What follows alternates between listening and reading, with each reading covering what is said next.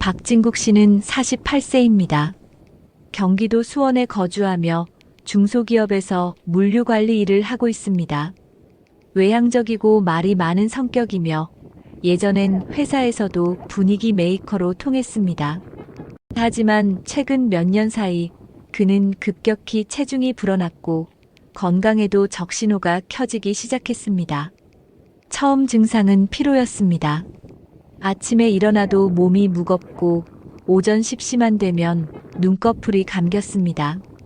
그리고 점심을 먹고 나면 머리가 멍해지고 오후 3시쯤엔 어김없이 다리에 힘이 풀리는 듯한 나른함이 찾아왔습니다. 그는 그것이 단지 나이 탓이라고 여겼습니다. 하지만 건강검진 결과는 심각했습니다.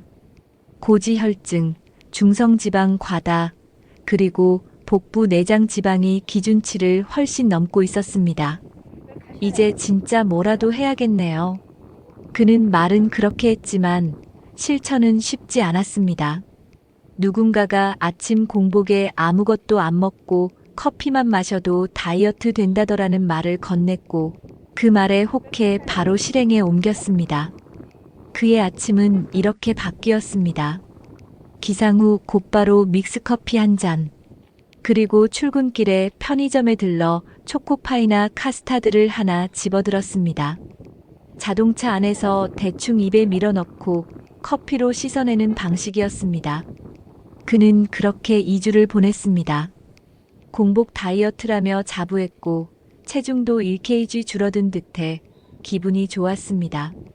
하지만 3주 차에 들어서며 몸의 이상을 느끼기 시작했습니다. 속쓰림이 심해졌고 오전 업무 중 어지러움을 호소하는 날이 많아졌습니다.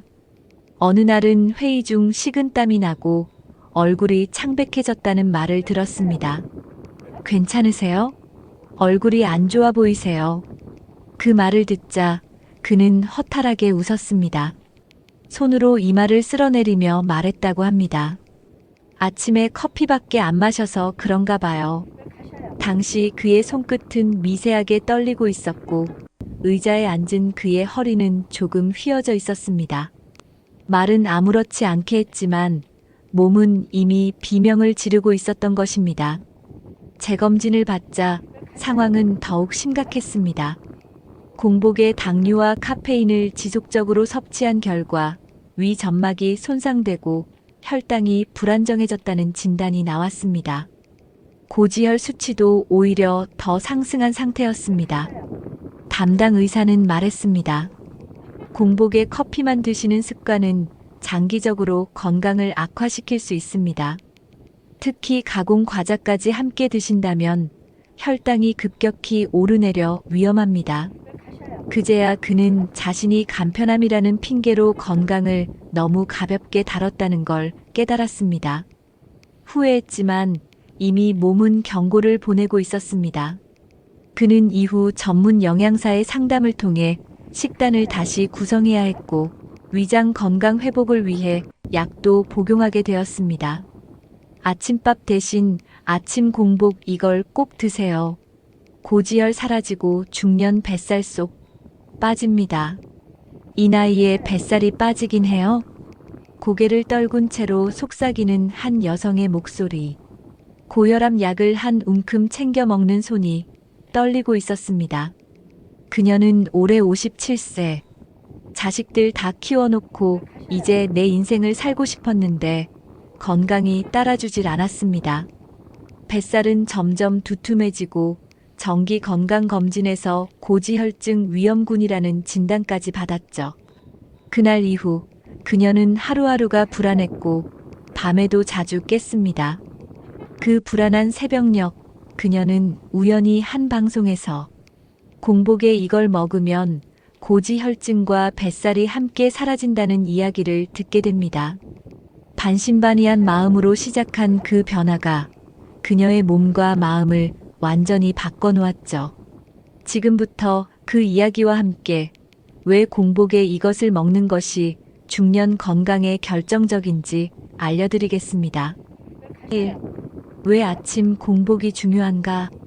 아침은 우리 몸의 세포 대청소 시간이기도 합니다. 자는 동안 우리 몸은 회복과 정화를 거치고 아침 공복 시간대엔 인슐린 수치가 가장 낮아지며 지방 분해가 활성화됩니다. 이 시기에 무엇을 먹느냐에 따라 하루 건강이 좌우됩니다.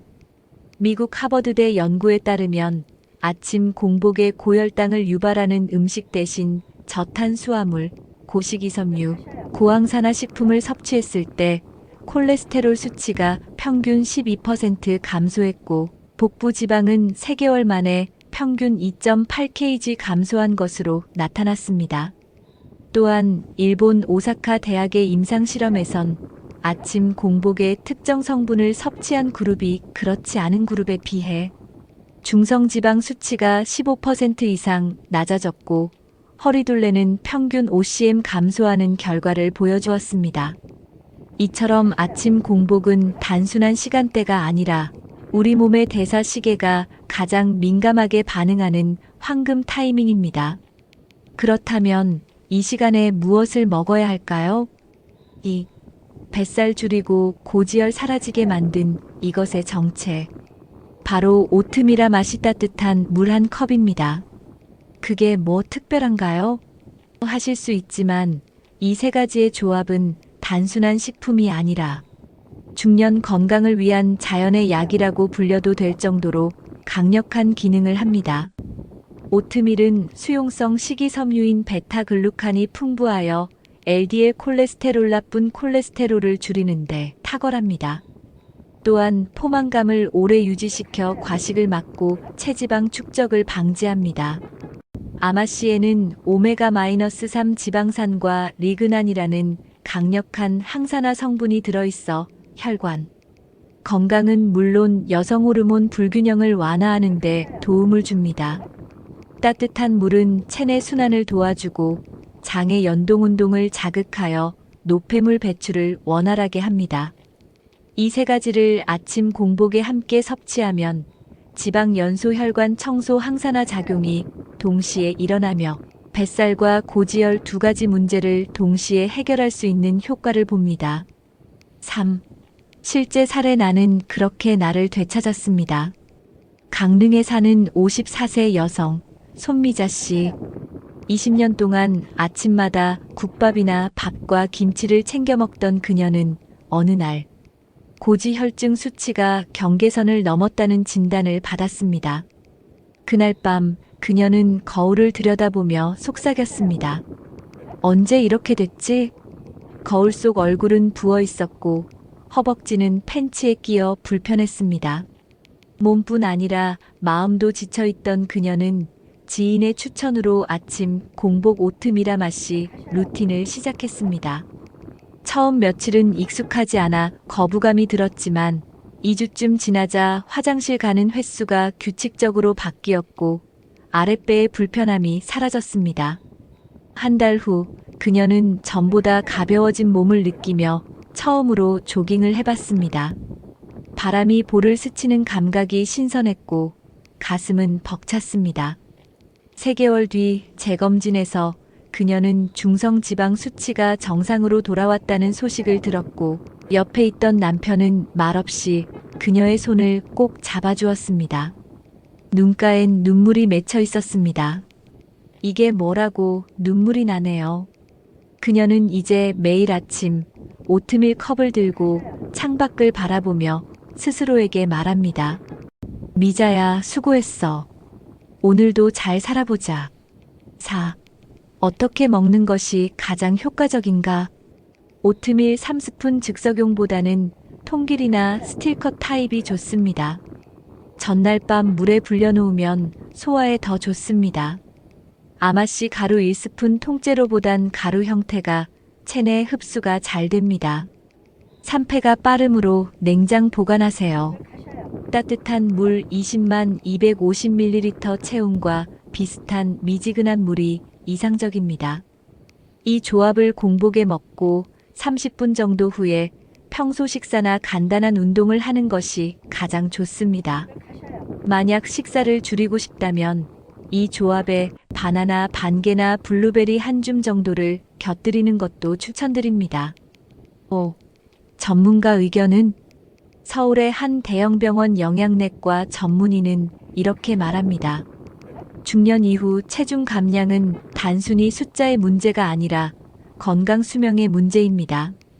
특히 공복 시간에 항산화 및 식이섬유가 풍부한 식품을 넣어주는 것은 대사, 건강을 회복하는 지름길이 될 수 있습니다. 오트밀과 아마씨의 조합은 의학적으로도 매우 이상적인 선택입니다. 또한 영국의 영양학 저널에서는 아침 공복의 고식이섬유 섭취가 혈당 조절, 지방 산화, 장내 미생물 개선에 긍정적인 영향을 준다는 결과를 발표했습니다. 단순한 유행이 아니라 과학적으로 검증된 루틴이라는 뜻입니다. 6. 뱃살과 고지혈 동시에 잡는 생활 습관 팁. 아침 공복 루틴 외에도 아래 3가지 습관을 함께 실천하면 더 큰 효과를 볼 수 있습니다. 1. 저녁 8시 이후 음식 섭취 금지. 공복 시간을 1214시간 유지하면 지방 연소 효율이 극대화됩니다. 2. 하루 20분 걷기. 식후 가벼운 걷기만으로도 중성 지방 수치가 10% 이상 감소하는 것으로 나타났습니다. 3. 일주일에 2번은 나를 위한 식사 준비하기. 스트레스가 식욕 조절을 무너뜨리는 주범입니다.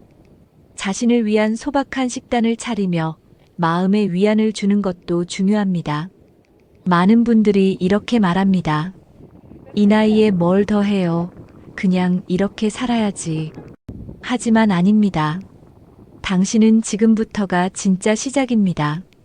아침 공복에 딱 한 가지, 이것을 바꾸는 것으로 당신의 삶도, 몸도, 마음도 달라질 수 있습니다.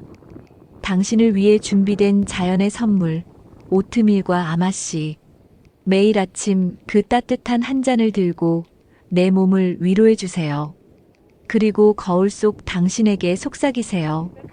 오늘도 잘 살아보자. 이제는 살을 빼기 위한 다이어트가 아니라 당신을 사랑하기 위한 건강 루틴이 될 시간입니다. 좋은 살의 공복에 오트밀 견 과류 아마씨로 건강을 되찾은 52세 이혜정 씨의 이야기. 이혜정 씨는 올해 52이 되었습니다. 서울 송파구의 오래된 아파트에서 남편과 함께 조용히 살아가는 평범한 주부입니다.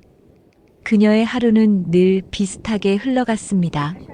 새벽 6시에 눈을 뜨고 냄비에 김치찌개를 끓이며 남편의 도시락을 챙기고 딸아이에게 잠깐이라도 밥 먹고 가라며 부지런히 아침을 준비하는 사람입니다. 하지만 그런 그녀에게도 어느 날 인생을 송두리째 흔든 충격적인 진단이 찾아왔습니다. 고지혈증 수치가 정상보다 꽤 높습니다. 간 수치도 경계선에 있고요. 지금부터 식단을 제대로 관리하지 않으면 약 복용도 고려하셔야겠습니다. 의사가 무심하게 말하는 듯한 그 한마디가 그녀의 가슴을 철렁 내려앉게 했습니다. 병원에서 돌아오는 길, 자동차 안은 적막했습니다. 창밖에선 낙엽이 천천히 떨어지고 있었고 라디오에서는 느릿한 재즈가 흐르고 있었지만 그녀의 마음은 붕 떠 있었습니다. 건강하다는 이유로 내 몸을 너무 함부로 대해왔나 보다. 그녀는 처음으로 스스로를 탓했습니다. 아침마다 삼겹살이나 김치찌개, 때론 남편이 남긴 라면, 국물까지 먹고는 난 원래 이렇게 먹어도 안 찌는 체질이야라며 웃곤 했습니다. 그러나 몸은 거짓말을 하지 않았습니다. 복부비만, 고지혈, 중성지방의 급증. 거울 앞에 선 자신의 모습을 더 이상 외면할 수 없었습니다. 혜정 씨는 변화를 결심했습니다. 그 첫 번째 시도는 아침 공복의 새로운 루틴을 만드는 것이었습니다. 그녀는 유튜브에서 공복 건강식에 대한 여러 전문가들의 조언을 듣고 자신에게 가장 잘 맞을 것 같은 식단을 찾기 시작했습니다. 그리고 선택한 것은 바로 따뜻한 오트밀의 견과류와 아마씨를 곁들인 간단한 아침 식사였습니다. 처음 그 식단을 접했을 때 그녀는 솔직히 실망했습니다. 고소한 냄새도 얼큰한 국물도 없는 그릇. 따뜻한 오트밀은 밍밍했고 위에 얹힌 아몬드와 호두는 텁텁했습니다. 숟가락을 들던 손끝이 약간 떨렸고 표정은 자기도 모르게 찌푸려졌습니다. 이게 무슨 아침이야. 물도 아니고 밥도 아니고. 하지만 그녀는 다짐했습니다. 이번엔 절대 중간에 포기하지 않겠다는 결심이었고 건강을 되찾겠다는 의지였습니다. 하루, 이틀, 3일 시간이 지나자 그녀의 입은 그 고소함에 조금씩 익숙해졌습니다. 특히 따뜻한 오트밀의 부드러운 촉감과 씹을 때마다 고소하게 퍼지는 호두의 향, 혀에 살짝 감기는 아마씨의 독특한 질감은 점점 그녀의 아침을 기다리게 만들었습니다. 그녀는 매일 아침 작은 나무 그릇에 오트밀을 담고 잔잔한 클래식 음악을 틀어두었습니다. 창문 너머로 들어오는 햇살 속에서 천천히 숟가락을 들어 올릴 때 마음속 어딘가가 편안해지는 느낌을 받았습니다. 입 안가득 퍼지는 고소함, 따뜻한 곡물의 감촉, 손바닥에 전해지는 도자기 그릇의 온기까지 그녀는 음식이 사람을 치유한다는 말을 처음으로 믿게 되었습니다. 그 변화는 몸에서 먼저 나타났습니다. 일주일이 지나자 속이 한결 편안해졌고 이전에는 자주 느꼈던 더부룩함이 사라졌습니다. 보름쯤 되자 피부색이 밝아졌다는 이야기를 들었고 무엇보다 놀라웠던 건 허리띠가 헐거워졌다는 사실입니다. 그녀는 아침을 단순히 먹는 시간이 아닌 자신을 돌보는 시간으로 여겼습니다. 아침 공복을 지키는 것, 그리고 위장을 자극하지 않는 건강한 음식을 천천히 씹는 것. 그렇게 3개월이 지나고 다시 병원에 갔을 때 담당 의사는 모니터를 보며 놀란 표정을 감추지 못했습니다. 오수치가 거의 정상으로 돌아왔습니다. 약 처방은 필요 없을 것 같네요. 정말 열심히 하셨나 봐요. 그 말을 들은 순간 그녀의 눈동자가 약간 흔들렸습니다. 조용히 입꼬리를 올리며 고개를 끄덕였지만 눈가가 촉촉해졌습니다. 제가 저를 처음으로 위해 본 것 같아요. 이 말이 나오자 의사도 웃으며 고개를 끄덕였습니다. 지금의 이혜정 씨는 매일 아침 오트밀과 견과류, 아마씨를 섭취하며 공복 시간을 지키고 있습니다. 일주일에 3번은 가벼운 스트레칭도 더했고 가끔 친구들과 걷기 모임도 나갑니다. 예전 같으면 아침부터 치킨이나 피자를 먹던 그녀는 이제는 음식 하나하나에 감사함을 느끼며 살아갑니다. 그녀는 말합니다. 그냥 배 채우는 게 중요한 게 아니더라고요. 몸과 마음이 기뻐하는 걸 먹는 게 중요해요. 그녀의 말은 단순한 식단 조언을 넘어 인생의 새로운 철학이 되었습니다. 안녕하세요. 오늘 이 시간을 함께 해주신 여러분께 진심으로 고맙다는 인사부터 전하고 싶습니다. 지금 이 영상을 보고 계신 당신은 어떤 하루를 보내셨나요? 차가운 공기가 창문 틈새로 스며들고 벽시계 초침 소리가 유난히 크게 들리는 이 고요한 시간에 저도 조용히 제 마음을 꺼내어 보고 있습니다. 살아간다는 건 참으로 복잡하고도 섬세한 일입니다. 기뻤던 날보다 후회했던 날이 더 선명하게 남아있을 때도 있고 떠올리고 싶지 않은 기억이 자꾸만 머릿속에 떠오를 때도 있습니다. 이야기 하나 해드릴게요. 60대 중반이 넘은 한 여성이 있었습니다. 이름은 영숙 씨였고 젊은 시절엔 누구보다 활달하고 생기 넘쳤던 사람이었습니다. 무역회사에서 일하며 해외 출장도 자주 다녔고 영어도 능숙하게 하던 커리어우먼이었죠. 하지만 가정과 일을 병행하는 건 쉽지 않았습니다. 2 아이를 돌보느라 잠들기 전 항상 오늘은 애들한테 너무 소홀했나? 하는 자책을 했고 반대로 회의에 지각이라도 하면 난 역시 일과 육아를 같이 할 수 없는 건가? 하고 또 자책했습니다. 시간은 흘렀고 아이들은 자라 멀리 떠났습니다. 남편과는 몇 년 전 성격 차이로 별거를 시작했고 어느새 혼자가 되어버렸습니다. 그녀는 이따금 혼잣말을 하곤 했습니다. 그땐 내가 너무 조급했어. 조금만 더 따뜻하게 말을 해줄걸. 왜 그렇게 내 감정만 옳다고 믿었을까? 아이들이랑 소풍 한 번 못 간 게 자꾸 생각나. 그녀는 요즘 들어 자신이 얼마나 많은 것을 미뤄왔는지 절실히 느낀다고 말합니다. 사랑도 용서도 고백도 모두 다음으로 미뤘고 결국은 아무것도 못한 채 시간이 흘러버렸다고요. 그녀의 표정은 웃고 있었지만 입가가 떨리고 있었습니다. 눈동자에 맺힌 미세한 물기가 그 마음을 다 설명해주고 있었습니다. 사실 우리 모두 그와 비슷한 마음을 한 조각씩은 품고 살아갑니다.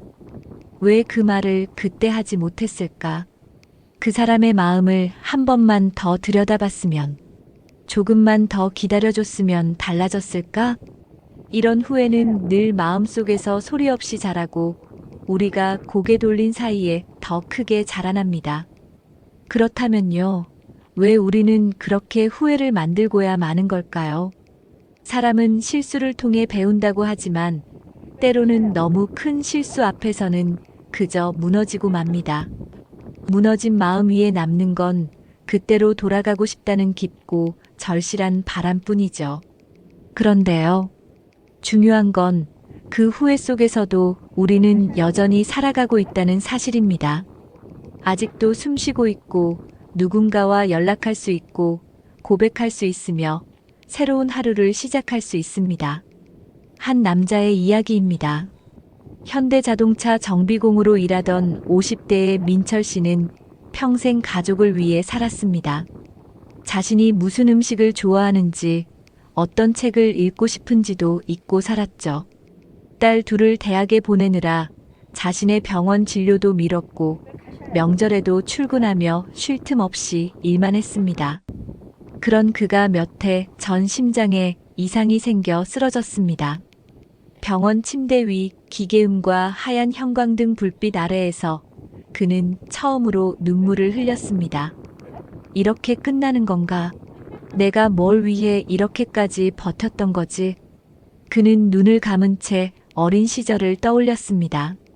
형네 손에 이끌려 중고 자전거를 타던 그날, 어머니가 싸주신 도시락을 들고 개울가로 소풍 가던 그때, 첫 월급으로 아버지에게 사들인 시계를 자랑스레 건넸던 장면까지, 그의 머릿속엔 지금까지 외면했던 것들이 파노라마처럼 떠올랐습니다. 그리고 깨달았습니다.